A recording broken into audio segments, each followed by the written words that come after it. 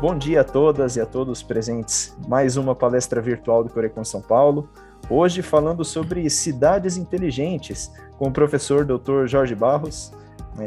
Essa live está sendo mediada, organizada pelo nosso conselheiro Haroldo Silva, pelo Fórum Economia em Debate, que é coordenado pelo nosso conselheiro Haroldo. E desejo um excelente evento a todos. Lembro que estamos fazendo esse evento, essa palestra virtual ao vivo aqui por meio da plataforma Zoom, mas que esse vídeo ficará disponível na íntegra na TV Economista, o canal oficial do Corecon no YouTube. Então, desejo uma excelente palestra a todos. Ao final, quem estiver aqui ao vivo, quiser fazer uma pergunta, uma contribuição, fiquem, por favor, à vontade. Conselheiro Haroldo, a palavra é do senhor. Maravilha, Júlio. Eu vou, então, agradecer aqui imensamente a possibilidade de ter o professor Jorge Barros aqui conosco, agradecer também ao nosso colega economista do Conselho Federal, professor Lacerda, que fez a indicação dele para nós, agradecer a presença de todos eles e dizer que a gente vai certamente aprender bastante hoje. O nosso palestrante aqui, uma rápida lida no currículo dele, se tiver alguma imperfeição, certamente ele poderá me complementar ou acrescentar, ou corrigir. Ele tem 38 anos de vida profissional. O senhor Jorge, professor Jorge Montenegro Barros Neto, possui experiência como executivo em empresas internacionais na Inglaterra, no México, na Suíça, Costa Rica e Alemanha. Graduado em Economia, pós-graduado em Gestão de Negócios, tem MBA em Finanças e PhD em Relações Internacionais nos Estados Unidos. Foi presidente do Comitê de Tecnologia da AmCham de São Paulo, em São Paulo, né? Chairman do Comitê de Relações Governamentais da AmCham em Brasília, fundador e diretor regional da Câmara da Indústria de Comércio Brasil-Alemanha em Pernambuco, presidente do Comitê de Relações Institucionais do World Trade Center em São Paulo, presidente do Conselho Superior do Instituto de Ação Empresarial, diretor adjunto corporativo internacional da Fundação Getúlio Vargas no Rio de Janeiro e vice-presidente de Relações Institucionais da Siemens do Brasil. Atualmente ele é CEO Brasil do Instituto Smart City Américas, então é um tema muito interessante que a gente vai ouvi-lo hoje aqui. Ele é presidente da Fidúcia Domon Reengenharia Organizacional e professor da Fundação Getúlio Vargas. Agradeço imensamente, sei que isso aqui é simplesmente uma bio dele, ele tem muita coisa para ensinar para a gente. Antes de passar para ele, como a gente está, eu gostaria de aproveitar aqui a presença do nosso presidente, que está prestigiando o evento. Pedro, para você dar bom dia para a gente aqui, a gente passar diretamente para o professor Jorge, tá bom? Pode ser assim? Pode ser. Eu agradeço ao conselheiro Haroldo pela oportunidade, ao professor Jorge também por estar aqui presente. É interessante que este assunto, cidades inteligentes, acabou simultaneamente vindo ao Corecon por duas fontes. Uma fonte foi o José Renato, que está aqui presente na sala, que me sugeriu esse tema e achei muito interessante. Passei para o Fórum de Economia em Debate, coordenado pelo Haroldo, e, ao mesmo tempo, o conselheiro Vicente, no seu relacionamento com o Instituto de Engenharia, ele faz parte de um dos conselhos do Instituto de Engenharia, também surgiu esse tema. Então, nós estamos vendo que é um tema que está recorrente aí na sociedade de muita importância. E tudo que eu li até agora, não tanto, vou aprender bastante hoje, faz valer a importância do nosso papel também como economista neste assunto de cidades inteligentes.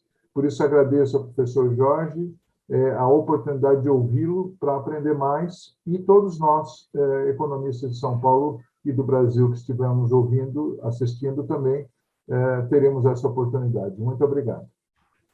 Professor Jorge, a palavra é sua, muito obrigado.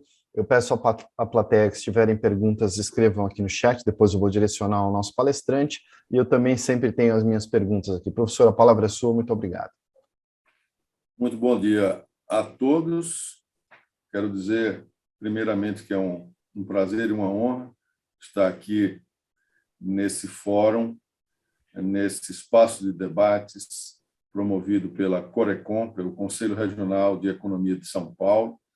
Agradecer de coração o convite feito pelo professor Haroldo Silva, e pelo professor Pedro Afonso Gomes, presidente do Corecon, juntamente com meu dileto amigo, professor doutor Antônio Lacerda. Agradecer ao nosso querido Júlio por todo o apoio que me deu aqui na confecção técnica dessa palestra.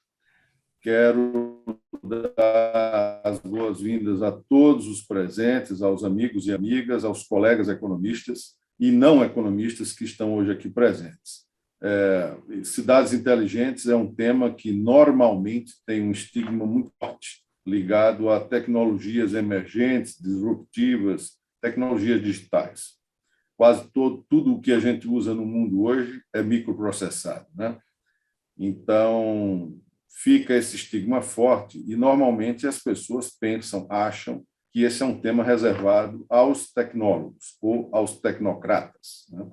Isso não é verdade, isso, na verdade, não condiz em nada com aquilo que se espera da participação cidadã que todos nós e que todas as economias, todas as classes de profissionais devem ter na confecção, no pensamento de uma cidade inteligente. Então, eu vou repetir, tecnologia é muito bom, é muito importante, mas é produto de prateleira. É uma ferramenta, um instrumento importantíssimo para que nós possamos fazer valer as soluções que nós concebamos, mas não é prerrogativa de tecnólogos. Eu gostaria de, dizendo isso, iniciar a minha palestra, e o faço agora. Perfeito. O título da palestra é esse aqui. Nós vamos hoje falar de vetores da economia criativa e da ambiência institucional para o desenvolvimento das cidades inteligentes no Brasil. Cidades inteligentes, como vocês sabem, é um tema que vem ganhando as páginas dos noticiários no mundo inteiro e há uma tremenda confusão em torno desse tema, né? Seja por despreparo das pessoas que se lançam, né, a conhecer e trabalhar no tema, seja, muitas vezes, por conta daquilo que a gente já conhece, que é a aventura, né, de alguns profissionais despreparados que sem condições de prestar uma consultoria adequada. Vamos falar sobre o Instituto Smart City Business América, como nós nascemos e quem somos. Nós somos um instituto sem fins lucrativos que se pressupõe uma plataforma de consultoria técnica, né? E, igualmente, um ambiente de compartilhamento de conhecimento, discussão e informação. Nós queremos ser uma oficina de construção de relacionamentos estratégicos e somos um laboratório de desenvolvimento de modelos de negócio. Isso tudo com 2 propósitos, com 2 missões precípuas. A primeira, que é o fortalecimento do mercado, e a segunda, que é a criação de ecossistemas robustos para as cidades. Hoje nós contamos com 9 filiais no continente americano, do Canadá até a Argentina, e a nossa sede, orgulhosamente, é aqui no Brasil. Nós somos um grupo de brasileiros e estrangeiros hoje que administra todo o Instituto nesses 10 países, incluindo o Brasil, e em cada país desse nós temos um pequeno grupo executivo, assim como um conselho fiscal e deliberativo. Nós temos 3 vertentes de atuação. Nós nos dedicamos e nascemos, na verdade, sob a égide da formulação das políticas públicas e depois enveredamos por mais 2 vertentes. A vertente da consultoria técnica e a vertente do compartilhamento do conhecimento. Eu já vou explicar para você um pouco mais de profundidade o que isso significa e qual a importância dessas 2 outras vertentes. Como nós contribuímos efetivamente para transformar as cidades nos países onde nós temos presença. Nós iniciamos sempre com um módulo de capacitação dos gestores municipais ou estaduais ou federais, de acordo com o ambiente, a entidade onde estamos trabalhando, e com toda a sua equipe. E por que isso é tão importante? Porque, com a experiência, nós descobrimos que não é suficiente que nós cheguemos nos municípios com uma proposta de planejamento específico ou com algum tipo de solução já pronta. O ser humano, agora estou entrando numa área na qual eu não domino, né? Mas ele é naturalmente resistente a mudanças e resistente a coisas novas, com raríssimas exceções, né? Então, a tendência natural, quando ele não conhece um assunto, é ele rejeitar, ele se opor à ideia. Isso foi e ainda é boa parte dos motivos que levam ao insucesso dos projetos de cidades inteligentes. Os consultores, as entidades e os próprios programas governamentais que se propõem a fazer isso, eles negligenciam a necessidade de capacitar, de dar a conhecer o tema, permitir que as pessoas se interessem por ele, e dessa forma se engajem, né? Se comprometam com o sucesso do programa. Tá? Bom, na sequência, nós iniciamos, então, aquilo que a gente chama de mapeamento das singularidades vocacionais e premissas locais. Aqui, nós estamos dando um foco grande, e eu diria que o principal instrumento, o principal vetor que compõe esse mapeamento é necessariamente a economia criativa. Então, não é à toa que nós escolhemos como título dessa nossa palestra hoje os vetores da economia criativa e ambiente institucional para o desenvolvimento das cidades inteligentes.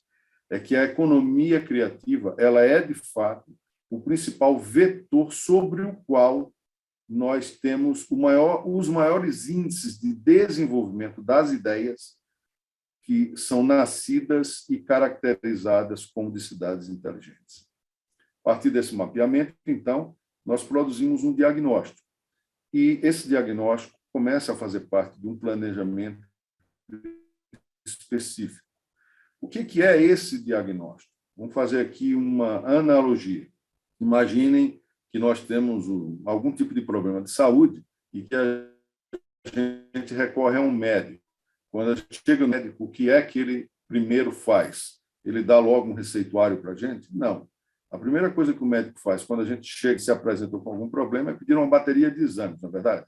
Na sequência, depois de receber os exames, ele faz uma análise dos exames feitos. Ele analisa e ele produz um diagnóstico sobre aquilo que nos aflige. Num terceiro momento, então, ele faz uma receita de medidas e medicamentos que nós devemos tomar. Isso é isso. Nós fazemos uma verificação, na sequência fazemos um diagnóstico e, num terceiro momento, nós fazemos um conjunto de recomendações que são justamente as ações que vão transformar esses municípios, essas cidades ou esses estados em lugares com mais qualidade de vida para os seus cidadãos. Então, esse conjunto de ações, eles são compostos por uma série de projetos que nós chamamos de projetos estruturantes, e nessa fase dos projetos, além de modelar, nós fazemos a identificação de possíveis investidores, fazemos a captação dos fundos de financiamento e, ao final, nós promovemos os eventos de melhores práticas, dando à sociedade como um todo conhecer aquilo que foi realizado. Muito bem. E resta sempre essa pergunta, que é tão ampla quanto complexa, né? O que é realmente uma cidade inteligente? E antes da gente se meter a ler o que está escrito aí, eu queria começar dizendo sobre o que não é uma cidade inteligente. O que não é uma cidade inteligente? Uma cidade inteligente não é necessariamente uma cidade high-tech. Uma cidade inteligente não é necessariamente uma cidade onde as pessoas pensam com um alto grau de cognição. Uma cidade inteligente não é uma cidade que pensa por si só. Uma cidade inteligente não é uma cidade bonitinha. Uma cidade inteligente não é uma cidade digital. Não é necessariamente. Uma cidade inteligente é onde os cidadãos têm qualidade de vida. E como é que nós chegamos a desenvolver a qualidade de vida para os cidadãos ao ponto de fazê-los perceber essa qualidade de vida? Através de um planejamento participativo. Ou seja, é uma cidade cuja gestão municipal começou a pensar e planejar e depois a colocar em prática as melhores soluções inovadoras. Vejam que nós estamos falando de soluções inovadoras, soluções que pertencem àquilo que a gente chama do arcabouço da economia criativa, né? E, com tudo isso, para chegar a esse ponto, nós contamos certamente com o apoio da tecnologia digital. Mas temos que ter uma atenção muito grande, muito forte a esse critério chamado de interoperabilidade entre todas as soluções de serviços que nós viemos a instalar. Por quê? Porque somente assim nós vamos, de fato, obter os ganhos adicionais da economia de escala. São 3 ganhos principais que a gente costuma listar. A economia de escala, a garantia da atualização tecnológica e o aumento da eficiência sistêmica. Vamos falar um pouco mais sobre essa história da interoperabilidade, né? Dizendo o seguinte, que a palavra inteligente, no substantivo composto cidade inteligente, ela não quer dizer uma cidade que é sabida, uma cidade que tem uma alta capacidade de entender as coisas. A palavra inteligente aí é aquele inteligente da tecnologia, da área militar e da área da diplomacia e da área da política. É a capacidade de unir dados e funções para produzir informações que servirão para tomada de decisão. Então, é interligação, muito mais do que capacidade cognitiva, né? Muita gente confunde, e existe uma explicação do porquê, né? A palavra em inglês é Smart City, né? E não Intelligent. Era Intelligent City, virou Smart City, e nesse momento criou-se uma tremenda confusão no mundo inteiro. Eu fiz uma pesquisa com mais de 200 autores no mundo inteiro e não consegui encontrar 2 autores que concordassem sobre o que é cidade inteligente. E existe uma tremenda confusão no mundo inteiro sobre a definição desse conceito. E é bem claro que nós tenhamos em mente que a palavra inteligente aí quer dizer interoperável. É uma cidade onde as soluções estão ligadas umas às outras e assim elas funcionam, criando uma espécie de mais-valia tecnológica, né? Dando esses ganhos adicionais de economia de escala, de garantia de atualização tecnológica, sem ter que descartar os sistemas ao final da obsolescência, do prazo, do período, né, de obsolescência tecnológica, e garantindo também um aumento da eficiência sistêmica de todas as soluções que são instaladas. Muito bem.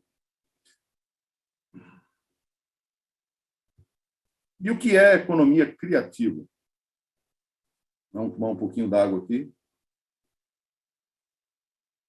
A economia criativa é aquela que coloca a criatividade, segundo o BID, né, o Banco Interamericano de Desenvolvimento, como um fator central para definir o valor de produtos e serviços. Lendo aqui a segunda frase, como vocês estão me acompanhando, é o conceito que mistura valores econômicos com valores culturais a partir da educação das artes, da infraestrutura digital também e das finanças, segundo o British Council. E essa última frase aqui, que é minha, pensando em tudo que eu li e aprendi sobre economia criativa, na minha opinião, é a prática de trazer à tona e congregar tendências, capacidades, talentos, vocações e habilidades para desenvolver atividades criativas que gerem dinamismo econômico. Então, é isso que significa economia criativa. É quando a gente consegue enveredar pelo caminho do dinamismo econômico sem percorrer os mesmos caminhos conhecidos. Não que os mesmos caminhos conhecidos não sejam bons, alguns são bons, outros não. Mas para nós criarmos e nos atualizarmos em relação à caracterização do que uma cidade precisa ter do ponto de vista da modernidade, de prestação de serviços aos seus cidadãos, nós precisamos colocar em prática aquilo que o brasileiro tem de mais forte.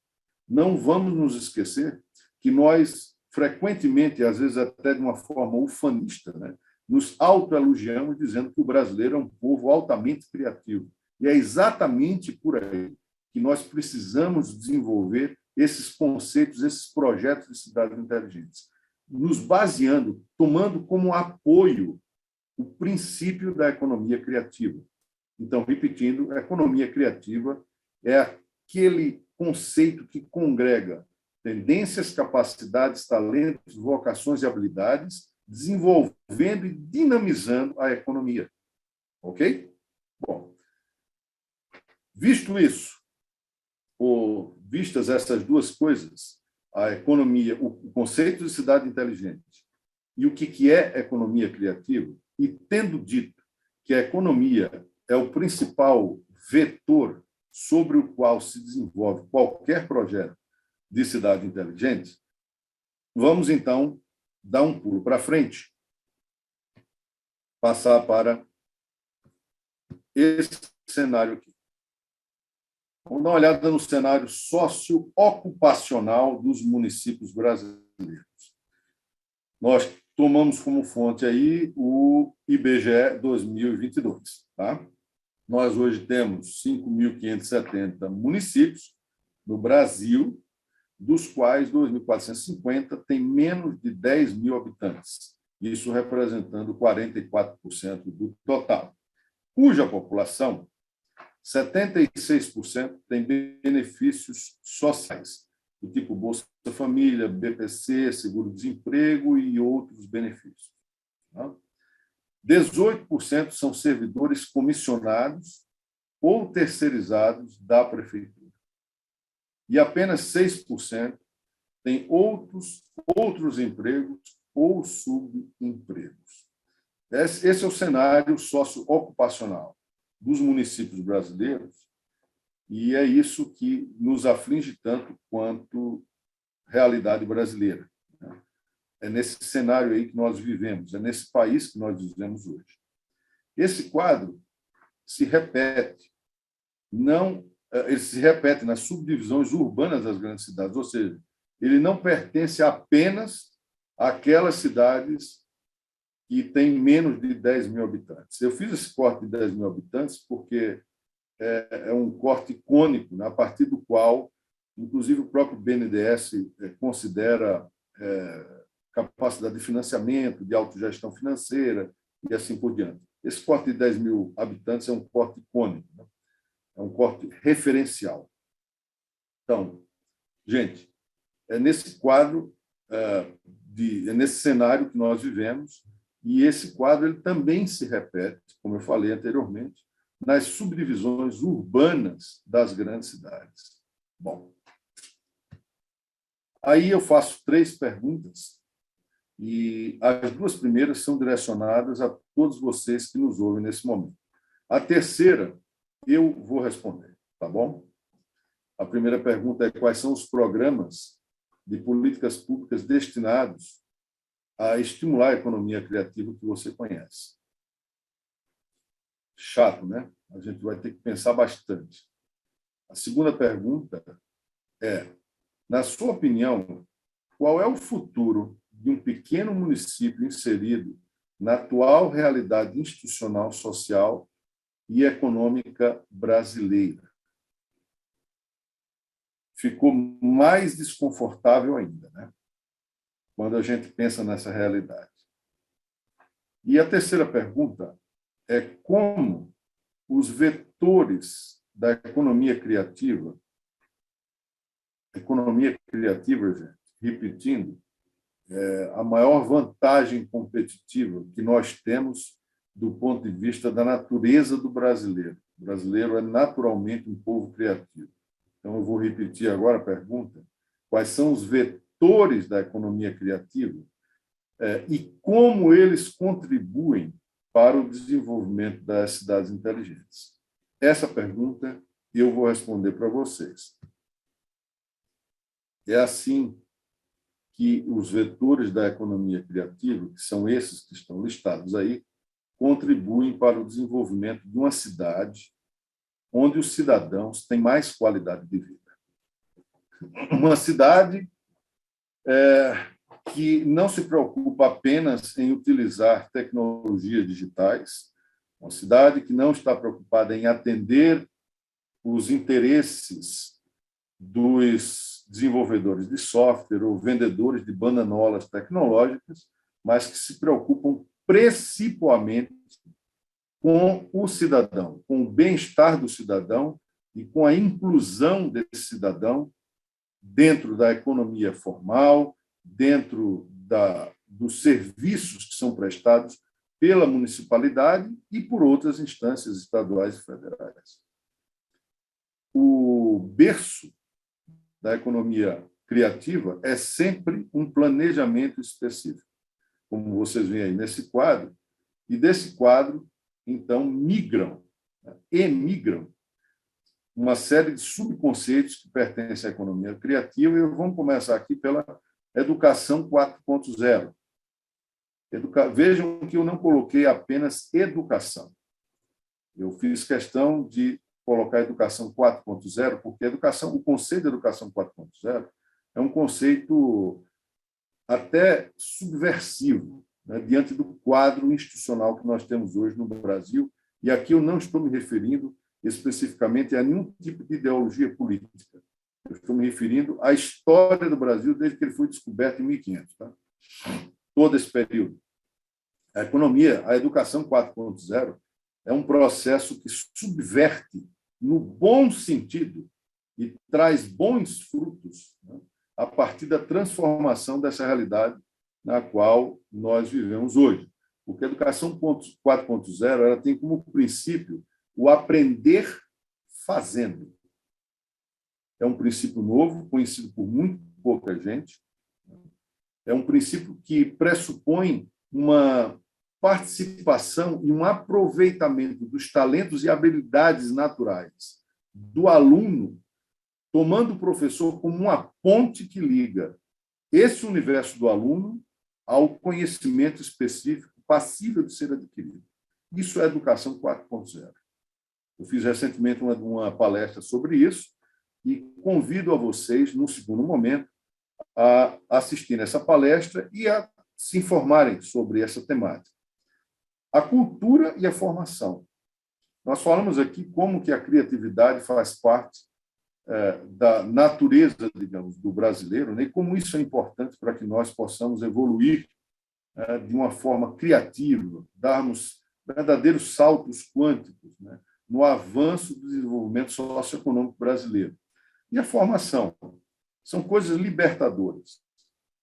Educação, cultura e formação fazem parte, são os três principais esteios, são os três principais pilares sobre os quais qualquer cidadão que queira verdadeiramente estar inserido na sociedade precisa levar em conta e precisa se desenvolver.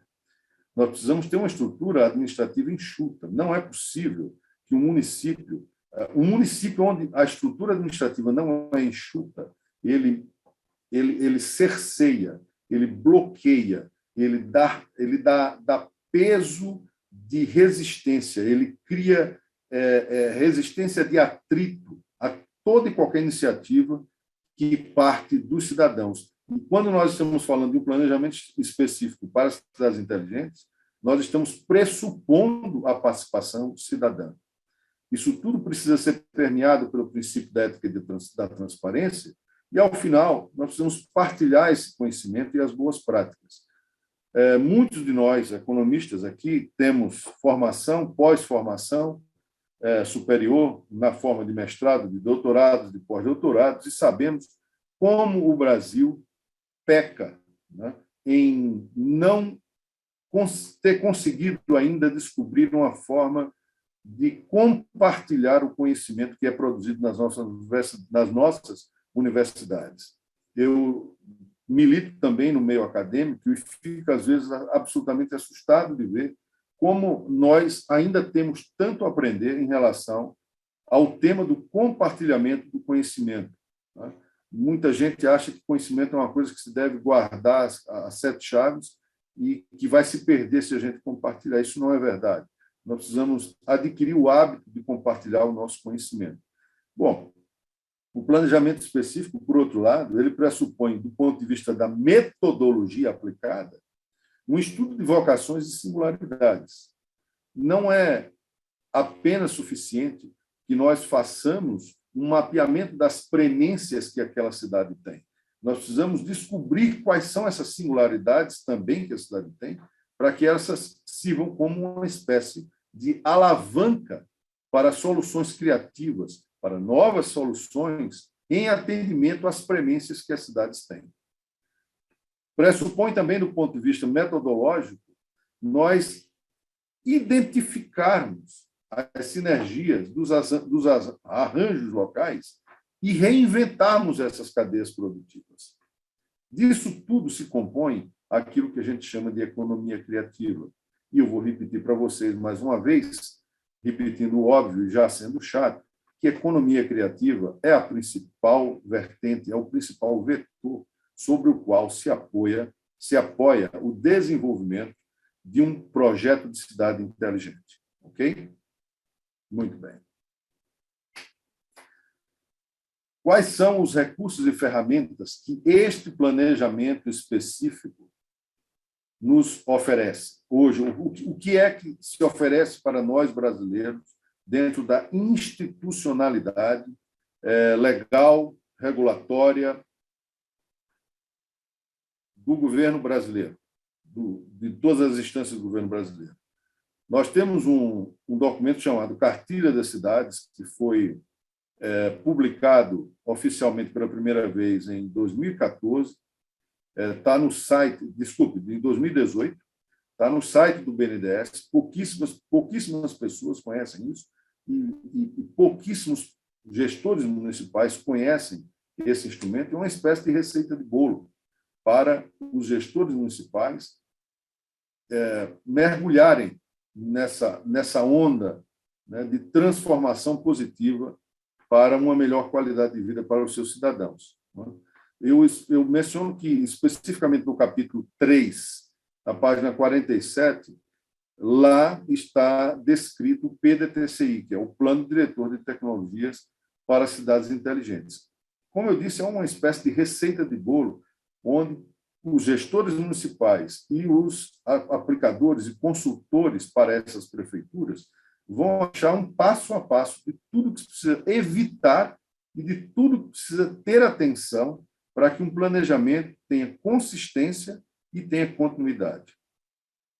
O Plano Nacional de Internet das Coisas é um outro instrumento, uma outra ferramenta que nós temos, porque lá nós temos as horizontais e verticais que foram predefinidas. Existem vários projetos específicos que foram concebidos no âmbito do Plano Nacional da Internet das Coisas. E isso é uma preciosidade para um gestor municipal atual que, de fato, se preocupe com a qualidade de vida dos seus cidadãos. E, para não deixar faltar, o dinheiro, de onde vem? Né? O dinheiro para financiar todas essas ideias criativas que nós tenhamos. Vem de um protocolo que hoje está dentro do BNDES, chama-se Protocolo BNDES para Cidades Inteligentes. O BNDES tem lá alguns bilhões de reais e, como sempre, o BNDES reclama-se recente de não receber projetos suficientes para atender aqueles recursos que eles já têm lá destinados. Então, eu acredito que todos nós já ouvimos, né, em algum momento, que no Brasil não falta dinheiro, o que faltam são projetos.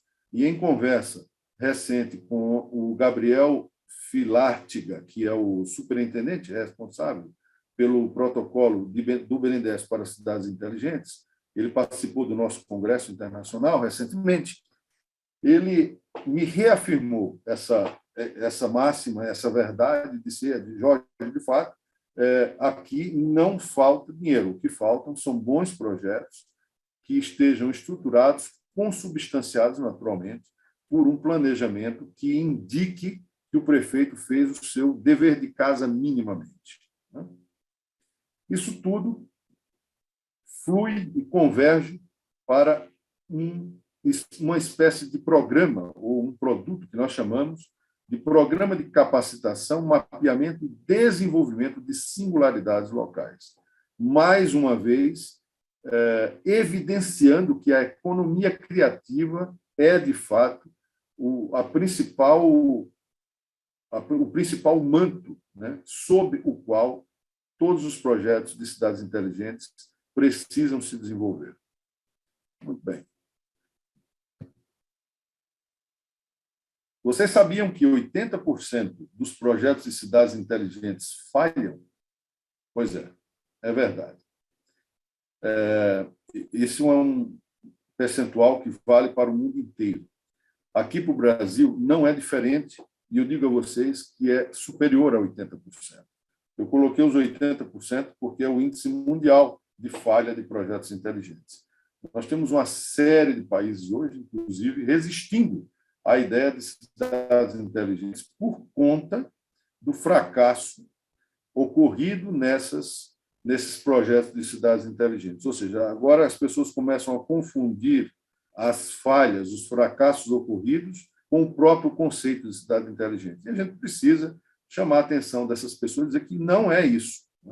O que ocorre é que a abordagem inicial dos consultores técnicos, de nós que somos preocupados com o desenvolvimento econômico do nosso país, principalmente como economistas, quando chegamos nos gestores municipais com esse discurso, nós precisamos entender que, antes de tudo, eles precisam conhecer o conceito e entender o conceito para que haja um comprometimento.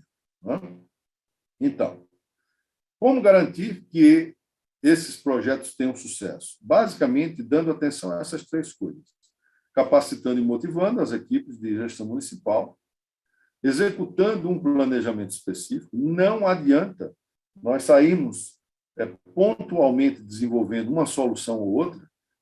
Se nós cometermos esse erro, nós vamos criar o que, em tecnologia digital, se conceitua como silos tecnológicos. O que são silos tecnológicos? São soluções válidas per si, mas que não conversam com outras soluções. Como o município, como o Estado e um país é uma entidade viva e que cada vez mais precisa estar interligada, nós não podemos cometer o equívoco de criar silos tecnológicos, ou seja, de comprar isoladamente soluções que não conversem umas com as outras. É preciso estabelecer o princípio da interoperabilidade. Lembram? Interoperabilidade é aquilo que produz uma mais-valia em termos de economia de escala, em termos de garantia de atualização tecnológica e em termos de eficiência sistêmica. E, por fim, e não menos importante, é necessário que nós estabeleçamos, junto às lideranças municipais e à gestão municipal, uma espécie de garantia de continuidade desses investimentos que são feitos na transversalidade dos mandatos dos prefeitos. Isso só pode ser conquistado através de um pacto social. De outra forma, não é possível fazer isso. Também não estaremos mais dispostos, né, a submeter todo o planejamento que façamos e todos os investimentos que coloquemos em operação sujeitos a morrerem daqui a 4 anos se o prefeito não for reeleito, ou morrerem daqui a 8 anos se o prefeito não conseguir fazer o seu sucessor. O sucessor do prefeito não for do próprio partido, né? A prática hoje no Brasil é essa. O prefeito entra e destrói tudo que o anterior fez. né? Ignora, no mínimo ele ignora, deixa morrer, né? Sem manutenção, permite que aquilo ali se corroa e se torne absolutamente obsoleto, quando ele não desmonta mesmo, né? Então, é necessário que nós, como formadores de opinião, é importante que muitos de nós, economistas e cidadãos, sendo economistas ou não, mesmo sendo tecnólogos, tenhamos em mente que precisamos estabelecer uma espécie de pacto social, não ideológico partidário, por favor, né? Mas um pacto para garantir que os investimentos que sejam feitos tenham continuidade, porque isso não pertence a um partido político ou à ideologia de um mandatário. Isso pertence ao povo brasileiro. Nós urge que nós entremos no Congresso Nacional com um projeto de lei dessa natureza. Quais são os agravantes e atenuantes institucionais que nós temos hoje no Brasil? Eu considero o Fundo de Participação dos Municípios um agravante. Ele está na Constituição, foi criado em 1988, e originalmente ele deveria ser um mecanismo, como está escrito aí, de garantia financeira dos municípios, estabilidade regulatória para os usuários, reguladores, concessionários e assim por diante. O que foi que ele virou? A ideia era boa, né? A ideia era diminuir as desigualdades econômicas regionais no Brasil. Mas, infelizmente, esse negócio virou uma outra coisa. Virou, ao contrário, mais um instrumento de concentração de poder nas mãos de quem ganhou as eleições majoritárias. Porque a liberação desse fundo não se dá automaticamente. Então, terminam sendo favorecidos os municípios cujos gestores eleitos estão alinhados com o partido que ganhou as eleições majoritárias. Caso contrário, você vai ter que correr atrás do seu deputado, do seu senador, para garantir emendas, para construir uma escolinha, para poder pintar o posto de saúde que está caindo aos pedaços, comprar material escolar, garantir a merenda, garantir a saúde da população e assim por diante. Não foi esse o espírito, né, que permeou as decisões que criaram o Fundo de Participação dos Municípios, mas, infelizmente, ele virou um instrumento de concentração de renda não regional, mas nas mãos do partido que ganhou as eleições majoritárias. E isso é uma coisa que eu considero criminosa, né? E acho que todos deveriam considerar também. Mas temos atenuantes, né? Do ponto de vista cronológico, aí, entre 92 até o ano 2000, culminando com essa última lei, o novo marco regulatório do saneamento, né, nós avançamos bastante. Mas percebam o seguinte: todas essas leis, todos esses atenuantes institucionais foram também criados porque os municípios ficaram à míngua. A maioria dos municípios ficou à míngua e tiveram que recorrer a parcerias público-privadas, as PPPs, chamar a iniciativa privada para assumir nas diversas formas de concessão que a lei permite, né, para poder minimamente dar condições daquele município prestar os serviços que precisa prestar à municipalidade. Vamos encerrando nossa apresentação falando de quais são os fatores críticos para o fracasso da transformação de uma cidade numa smart city. A gente costuma falar dos fatores críticos para o sucesso, vamos falar dos fatores críticos para o fracasso. A falta de visão, vontade e decisão política. Veja que eu fiz questão de colocar aí a palavra decisão política, porque visão e vontade a maioria até tem, mas precisa haver decisão política de querer fazer as coisas, né? A ausência de planejamento e de capacitação, o cerceamento de dados públicos. Nós sabemos que existe uma lei já, né, no Brasil de 2011, né, que obriga os gestores municipais e os gestores estaduais e federais a compartilharem os dados públicos, né, aquilo que a gente chama de open data. Né? Mas, infelizmente, essa foi mais uma lei que não pegou no Brasil. precisamos priorizar os interesses tecnológicos e comerciais. Caso contrário, nós vamos estar dando atenção aos interesses dos desenvolvedores de software, interesses comerciais dos vendedores de bananola tecnológica, e não aos interesses dos cidadãos. Nós precisamos prestar atenção ao tipo de assessoramento que as prefeituras contratam. Existe hoje uma miríade, né, de empresocas, né, que se metem a fazer projetos de cidades inteligentes, associações diversas, coisas de caça-níquel, né, para ganhar um dinheirinho em cima de prefeitos desavisados e mal assessorados. E aí isso termina gerando um desgaste conceitual. O que é esse desgaste conceitual?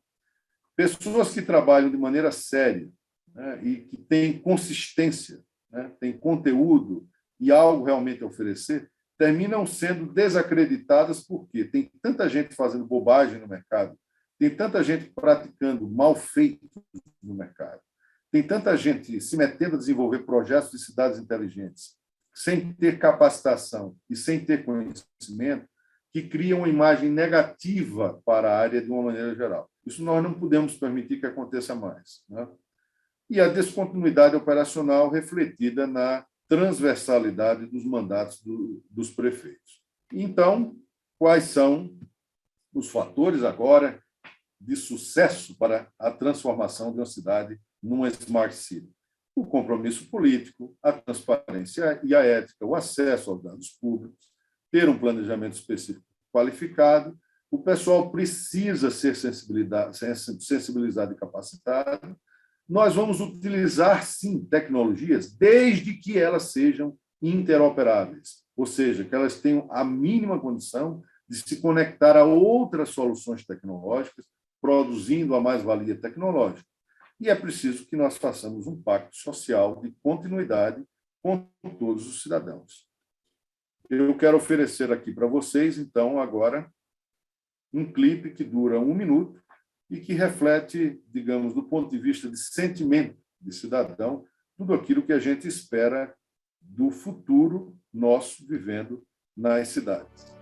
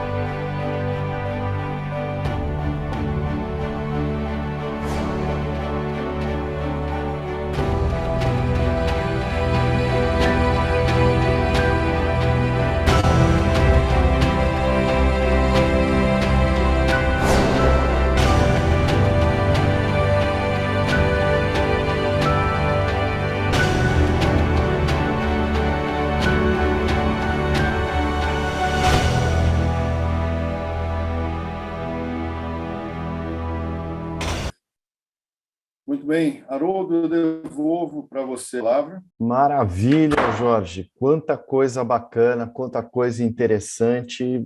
Aprendemos demais. Obrigado, meus parabéns aqui.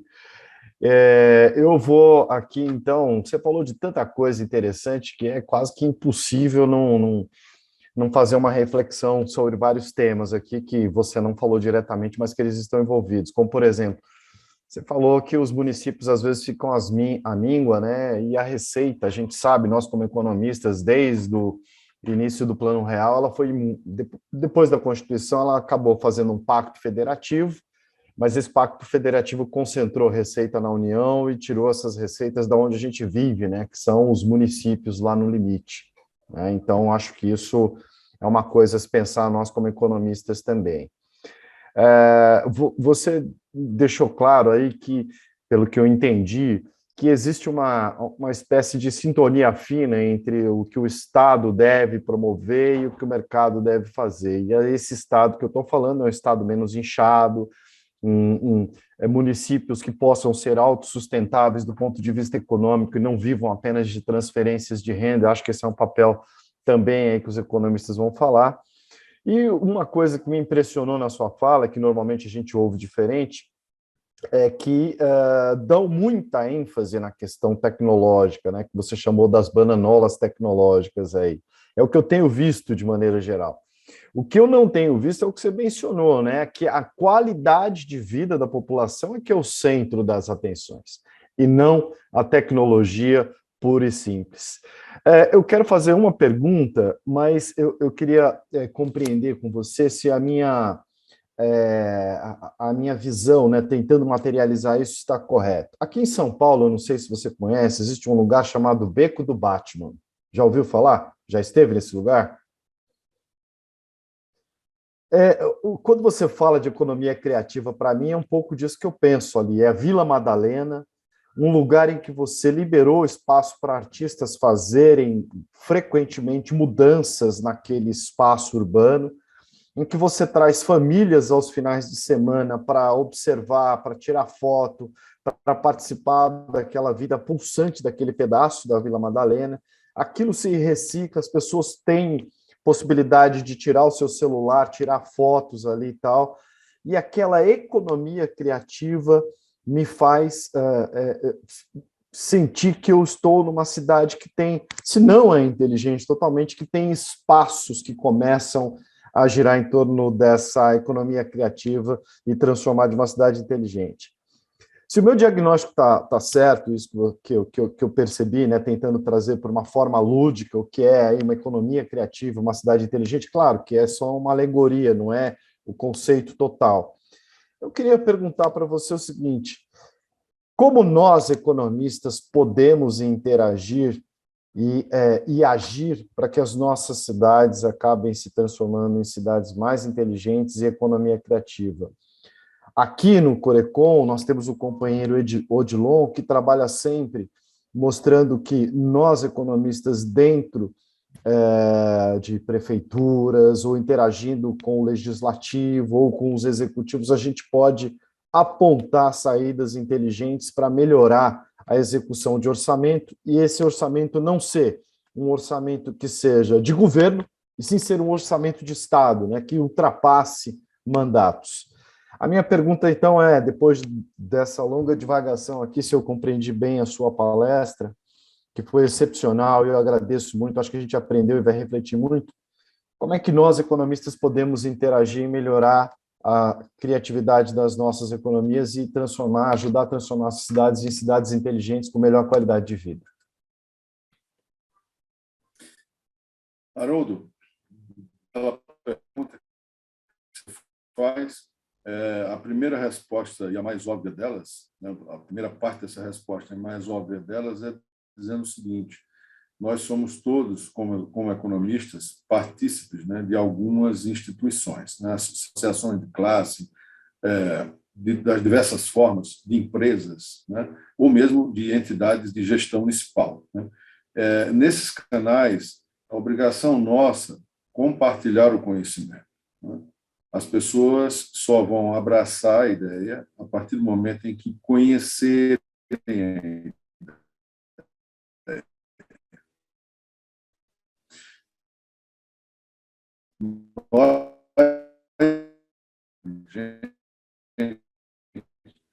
Porque nós, como nós, né, aqui, a gente tem tentado ir na direção contrária disso aí, desde que a gente milita nessa área, ou seja, orientar as pessoas. Tá? Mas o fato é que, no mais das vezes,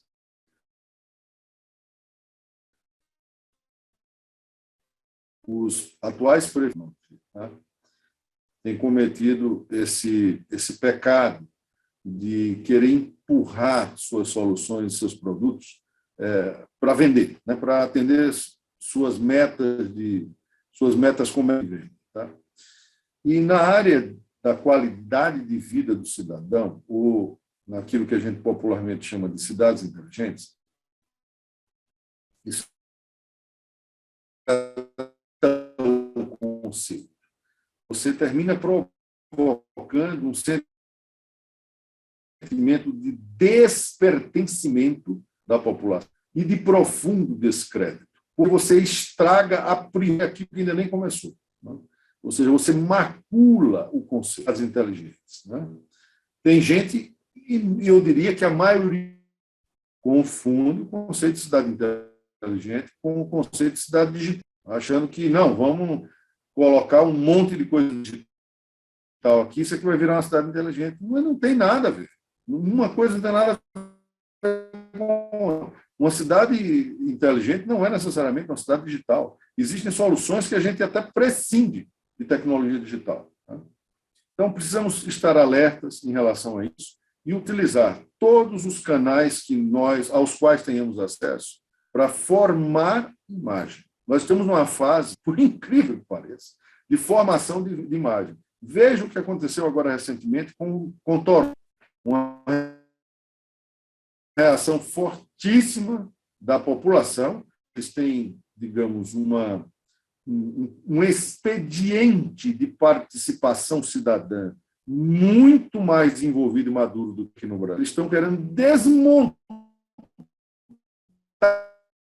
o que foi montado, o Smart City Toronto, porque as pessoas aviltadas na sua privacidade, não foi levado em conta a segurança cibernética. Então, em casos horríveis, horrendos, né, de setores inteiros travarem por conta dos hackers. Existe a questão do não funcionamento dos sistemas que não têm interoperabilidade.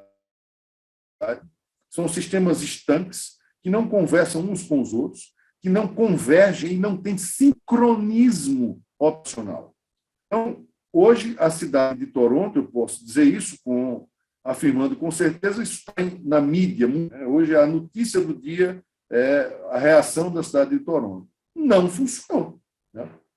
Não funcionou por quê? Porque os caras fizeram tudo errado.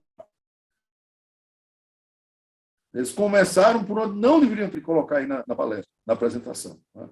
Então, vamos voltar, dar um passo para trás para poder dar um passo para frente. Nós ainda estamos, eu repito, numa fase de formação de imagem, de capacitação das pessoas, de capacitação e comprometimento da comunidade e dos cidadãos para poder darmos o passo seguinte. Não adianta querer tapar o sol com a peneira, gente. Esse índice que foi agora recentemente pesquisado é verdadeiro. 80% dos projetos de cidades inteligentes não deram certo até o dia de hoje, no mundo inteiro. Porque as pessoas confundiram o conceito, porque as pessoas querem colocar os interesses da tecnologia à frente da qualidade de vida do cidadão. O cidadão foca e não a tecnologia. Maravilha, Jorge. Deu umas travadinhas na sua fala, deu para compreender tudo. Eu não sei se a sua banda, provavelmente porque eu vi aqui alguns colegas mencionando no chat aqui, mas deu para compreender bem.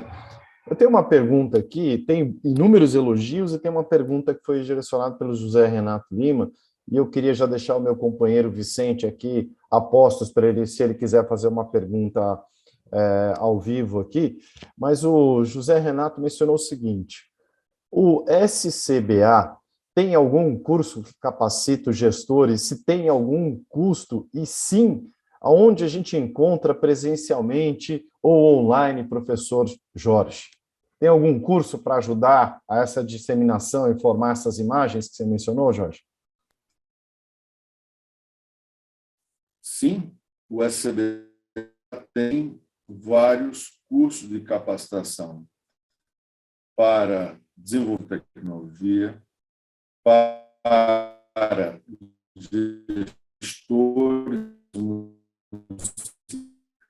e esses cursos eles têm como objetivo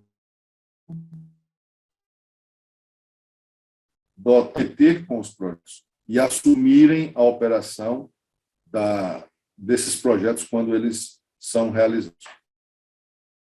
Se quiser mais informações lá no chat tem, né? Ô Jorge, eu vou pedir para você, se você puder tirar a sua imagem, se você puder tirar a sua imagem, né, fechar a sua câmera para melhorar, que está dizendo aqui que a sua banda está muito baixa. Aí a gente ouvir apropriadamente a sua fala. Vamos ver se melhora, por favor. A gente está falando de cidades inteligentes e ainda estamos longe ainda do 5G. Ô Jorge, então, estamos te ouvindo. Está ouvindo? Está me ouvindo? Estou ouvindo meio metálico, mas estamos ouvindo, meu caro. Eu queria só ver aqui se o companheiro Vicente gostaria de endereçar uma questão aqui direto para o Jorge ao vivo. Você gostaria, Vicente, ou tem algum outro colega que gostaria de fazer isso? Eu gostaria, sim. Posso? Pode, Vicente. Jorge, você está nos ouvindo, né? Sim, claro. Sim, estou ouvindo. Olha, eu gostei bastante da palestra do professor Jorge Barros e muito esclarecedor. Mas gostaria de colocar alguns problemas. O estado de São Paulo tem 645 municípios. Muitos deles, talvez a maioria, sejam de pequenos municípios. Eu me lembro, por exemplo, na minha região, de Pedregulho, Patrocínio Paulista, Jericoara, Cristais Paulista, Restinga. Todos eles são municípios pequenos. Então, eu questiono o professor Jorge Barros, como é que esses municípios tão pequenos poderiam se transformar em cidades inteligentes? Primeira coisa. A segunda questão. O professor não mencionou aí um instrumento legal, obrigatório das cidades, que é o plano diretor estratégico. São Paulo, por exemplo, tem um plano diretor estratégico desde 1971. Estamos atualmente no 4º plano diretor, que se propõe uma revisão deles.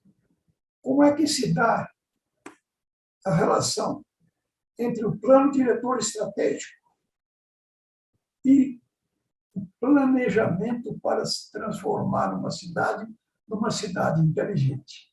É isso. Ok. Haroldo, vocês me ouvem agora? Ouvimos perfeitamente, Jorge. Ok. Obrigado, Vicente, por suas duas questões. Respondendo separadamente, a economia criativa, mais ainda nos casos das cidades, municípios pequenos, torna-se a base sobre a qual o conceito, o projeto de cidade inteligente vai se desenvolver, né? Como a gente viu aí nesses dados que eu apanhei no IBGE, a maioria dessas cidades que tem menos de 10 mil cidadãos, né, habitantes, tem uma dificuldade de autogestão econômica, né, dificuldades financeiras e de autogestão econômica, né? São coisas relacionadas, mas não necessariamente a mesma coisa. O projeto de cidade inteligente nessas cidades pequenas, elas são contempladas, sim, pelos investidores, elas também são contempladas pelos recursos do BNDES, pelos recursos do FINEP, né? O que não existe, Vicente, é planejamento, o que não existe é projeto, né? Eu não vou dizer desafio, porque aqui não cabe, mas eu sugiro, eu convido a vocês procurarem nessas cidades pequenas um gestor municipal, um prefeito, que tenha feito um único projeto e apresentado ao BNDES recentemente. Não tem. A maioria do pessoal não sequer conhece como fazer isso. Eles não têm pessoal capacitado, eles não sabem como fazer e eles acham que isso simplesmente não funciona. Eles estão acostumados a recorrer ao velho expediente de receber dinheiro através de emendas parlamentares, né? A segunda questão da sua pergunta, nós temos uma lei, né? É lei municipal, aliás, é lei federal.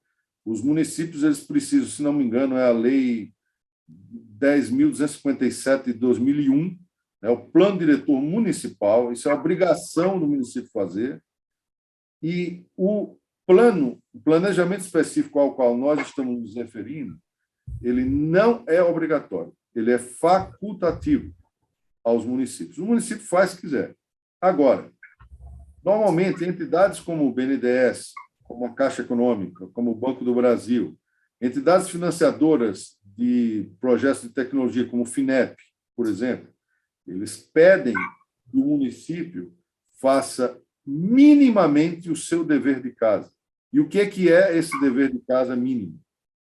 É fazer um planejamento específico. Ele não é obrigatório, ele não é obrigado a fazer. Mas, se ele não fizer, a entidade financiadora não tem como avaliar quais são as principais premissas, quais são as principais vocações, quais são as principais singularidades e como aquele município pretende desenvolver esses projetos. Então, é importantíssimo que esse planejamento seja feito. Mas, repetindo, ele pode sim fazer parte do plano diretor municipal, que é uma lei, mas ele não precisa fazer parte. Ele pode ser tratado separadamente. E a outra diferença, como eu já disse, é que o plano diretor municipal é lei e o PDTCI é uma sugestão, é um instrumento que o governo federal coloca à disposição dos municípios para fazerem ou não fazerem. Maravilha, obrigado, Jorge. Eu queria saber se tem mais algum colega, a gente está no adiantado da hora aqui, mas a gente abre para mais uma questão, se for o caso. Não? Presidente Pedro, não vejo a sua imagem aqui, você está aqui na nossa apresentação ainda? Estou bem ao seu lado. Ah, maravilha, que eu não vejo todo mundo aqui. Então, só para a gente encerrar aqui, eu agradeço muito o Jorge, as perguntas feitas pelo Vicente, aos colegas que acompanharam. Jorge, só tivemos inúmeros elogios aqui. Antes de encerrar, efetivamente, de passar para o Jorge fazer as considerações finais dele, eu queria passar para o nosso presidente Pedro fazer também as suas observações. Pedro. Eu gostaria só de agradecer pelos conhecimentos que o Jorge nos trouxe, agradecer muito pela participação das demais pessoas. É um assunto que nós temos que estar à frente. Imagino eu que os nossos antecessores, nesses 70 anos de profissão, mais de 70 anos de profissão, não imaginavam muitas das coisas que hoje nós vamos enfrentar, mas todos no mesmo caminho, né? O caminho da geração de renda, riqueza e de melhoria das condições de vida para o nosso povo, que isso é o que é o nosso objetivo como economista, né? Muito obrigado por ter ouvido isso e saber das novidades, e vamos apoiar todas as iniciativas nesse sentido. Muito obrigado, Jorge, Haroldo, Vicente, os demais que estão aqui.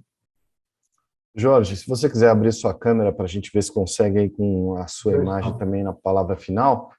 Ok. Você me vê agora e me ouve agora? Agora te vejo, agora melhorou. A banda agora está funcionando, Jorge. Tá. Por favor, suas considerações finais, agradeço muito. Eu queria dizer para você que o tema e a tua aula aqui nos serviu de inspiração para buscarmos mais conhecimento, e nós, essa semana, inclusive, vamos ter um outro colega economista também falando sobre o tema, complementando aí num enfoque diferente o que você fez aqui. A gente agradece bastante. Palavra sua, meu caro.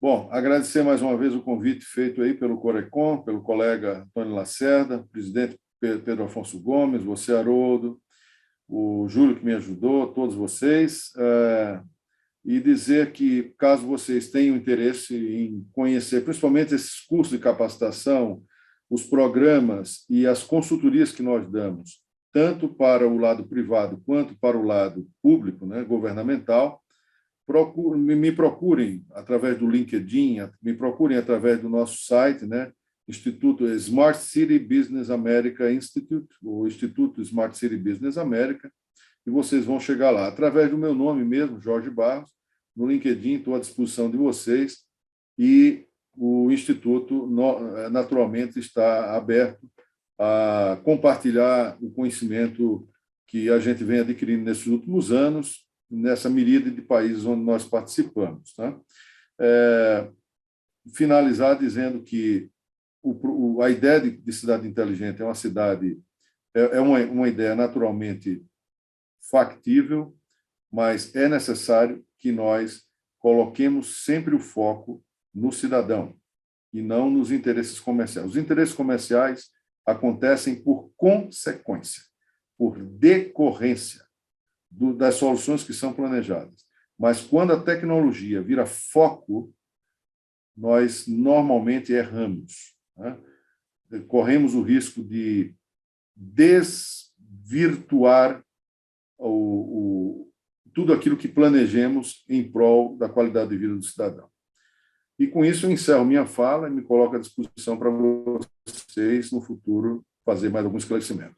Maravilha, Jorge. Eu tenho certeza agora que a gente, pelo menos, vai ter cuidado em tentar ficar naqueles 20% dos projetos que dão certo, buscando as informações apropriadas. Eu agradeço a todo mundo aqui pela nossa audiência e quem vai nos ver depois nas mídias sociais. Foi uma satisfação, desejo uma ótima semana para todos e reitero aqui os nossos agradecimentos institucionais ao Jorge pela grande aula que nos deu, tá bom? Gente, um abraço, muito obrigado. Parabéns e muito obrigado, professor. Obrigado, professor Vicente. Valeu, Jorge, um abraço para todo mundo.